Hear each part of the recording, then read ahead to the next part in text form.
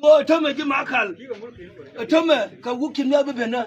Akurme dunga kurmi. Tome kina bulde wana bangba abaka ujerje. Ko bulba geljani yang abgana tome. Ajana linga yele cham. Ka nyenge jang. Ajumkan nyenge juriji ka jube. Ka yoti ke achera alif US dollar. Ka achera alif US dollar kama bor. Biagram gad kun manai. Changa tome ka to. Biagu ini liam.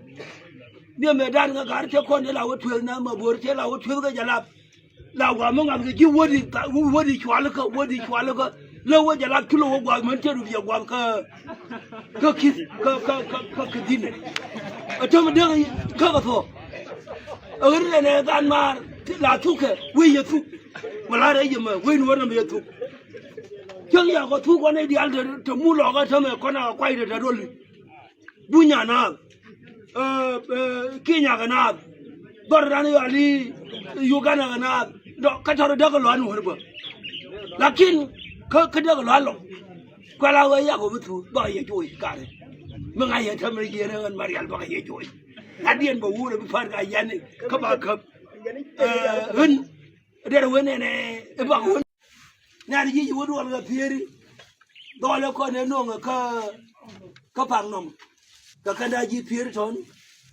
akwari ni wo tin ga pier mo e diri ni wo tin ga pier mo e ngadi ni wo tin ga pier mo e king yo ni nyangu ji wo tin ga pier mo ne ji di ro gul lo yu mo ya mulki ni ji rep ka dole ba pang nom ji wo ne ka lo de ra telamu ne la re lo ga ba re ma kal mi jin bu lo ka dir man ngos dir man amu wuni janang die wuni jaraw ngal ga yek dir te yen twal dir ma turi ken gor ka de baga dir ga wang mer lo kuini dir dor na dir dina dir mana ke kero na ne yawo tai dar ku ran kan ne biye ni cha ko ka da yer ji da wal ji da yaman ngon dar ga na ma ja ja wa ke yana nori yana mabur ka yanti mel yen ti ba ba don lo ko la wo ci ko da la te da dun wo dia lo bada